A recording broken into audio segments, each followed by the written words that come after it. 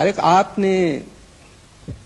آواز کا استعمال ریڈیو سے شروع کیا 1960 میں شاید آپ نہیں آواز کا استعمال تو پیدائش پر ہی رونا شروع کر دیا مطلب لوگوں کے لیے جی ریڈیو سے شروع کیا جی ہاں ریڈیو 1960 تقریباً یہی تھا 64 میں ٹیلی ویژن آیا آپ ٹیلی ویژن پہ آ گئے آپ نے نوکری کی ٹیلی ویژن پہ پہلے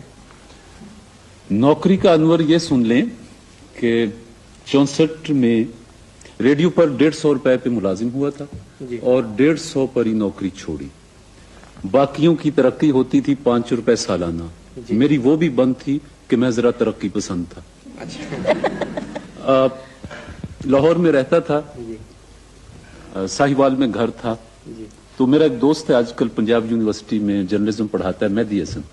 تو میں اور وہ ساہیوال سے ہم نکلے تھے یہ عہد کر کے کہ گھروں سے کچھ نہیں لینا اور اپنی زندگی کو خود بنانا تو لاہور آ گئے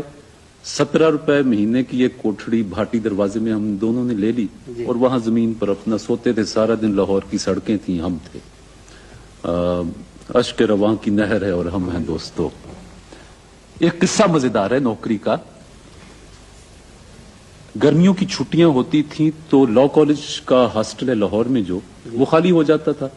تو یہ جو 17 روپے کی کوٹھڑی تھی اس میں پنکھا بھی نہیں تھا تو گرمی بڑی لگتی تھی جی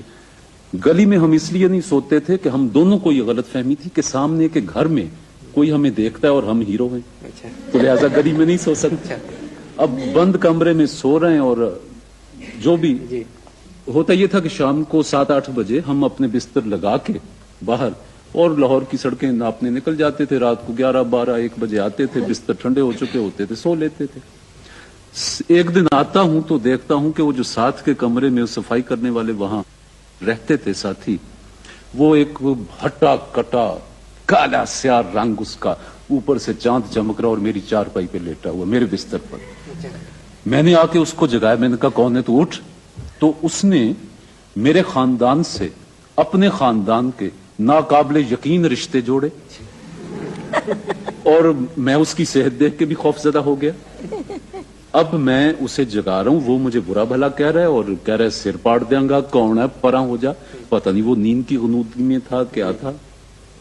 اب میں لا کالج کی وہ ہاسٹل کی سیڑھیوں پر بیٹھا ہوں اور سوچ رہا ہوں کہ باری تعالیٰ اس لاہور میں فاقہ بھی کر لیا سڑکوں پر بھی گھوم لیا ہر طرح کی سختی اٹھا لی آج مجھے گالیاں بھی باقاعدہ گالیاں جو ہوتی وہ بھی پڑ گئی ہیں تو میں بیٹھا اب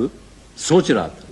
اتنے میں وہ مہدی حسن وہ پی پی آئی میں کام کرتا تھا وہ رات کی ڈیوٹی ختم کر کے آیا تو کہنے لگا طارق تو بیٹھا میں کہ یار آج بڑا رفڑ ہے بڑا مشکل کام ہے کہ کیا ہو میں نے کہا یہ صورتحال ہے خیر وہ بھی میرے ساتھ آیا اب 2 ہو گئے کچھ حوصلہ ہوا تو اس کو چارپائی سے گرا دیا وہ ڈولتا ڈگمگاتا ایک طرف ہو گیا میں نے کہا کہ مہدی ایک بات سن لے کہ اب میری تقدیر بدل جائے گی کیونکہ اس سے زیادہ ذلت اس لاہور میں میری اور نہیں ہو سکتی کہ اس طرح کی گالیاں مجھے آج اس شخص نے دی ہیں بلا وجہ صبح ریڈیو پر پہنچا آنکھیں میری سوجی ہوئی اور رات کا جاگا ہوا سارا چہرے پہ تشدد میرے موجود تھا کہ ٹیلی ویژن والوں کا خط آیا ہوا تھا کہ ہم نے تجھے اناؤنسر کم نیوز ریڈر سلیکٹ کر دیا ہے وہاں سے 150 روپے سے چھلانگ لگائی 500 روپے پر پہنچا وہ سفر شروع ہے آج یہ آپ نے سلور جوبلی میں بلا لیا ہے پتہ نہیں 64 میں آپ نے کوشش کیجئے ایک بار پھر آپ کو گالیاں پڑیں تاکہ اور طرف سے گالیوں کا مسئلہ یہ ہے کہ آپ گالیاں دیں اور مجھے غالب یاد آئے کہ کتنے شیریں ہیں تیرے لب کے رقیب گالیاں کھا کے بے مزہ ہم تو کبھی نہیں آپ کی نوازش آپ نے ٹیلی ویژن کو 69 میں چھوڑ دیا جی اس کے بعد کچھ دن آپ سرکاری مہمان رہے جہاں پر کھانا مفت ملتا تھا کھانا کپڑا رہائش مفتی تو پیسوں کا تو پرابلم نہیں تھا نہیں پھر تو ظاہر ہے پڑے ہوئے ہیں پھر یہ بنائی آپ نے فلم جی ہاں اس میں آپ سڑک پہ آ گئے اس میں سڑک پر پھر گیا پنڈی اچھا سے ایک آپ بات کی وضاحت کر دوں جی کہ یہ سرکاری مہمان میں کسی اخلاقی جرم میں نہیں ہوا تھا اچھا ہاں